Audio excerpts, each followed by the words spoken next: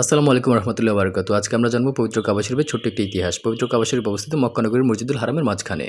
ইসলামী বিশ্বাস অনুযায়ী সর্বপ্রথম এই ঘর নির্মাণ করেন হজরত আদম আলাইসাল্লাম। পরবর্তীতে আল্লাহর নির্দেশে হজরত ইব্রাহিম আলাইসাল্লাম ও তার পুত্র ইসমাইল আলাইসাল্লাম এটি পুনর্নির্মাণ করেন। কাবা শরীফের চার কোণার একটি কোণায় রয়েছে পবিত্র হাজরে আসওয়াদ, যা স্পর্শ করা সুন্নত।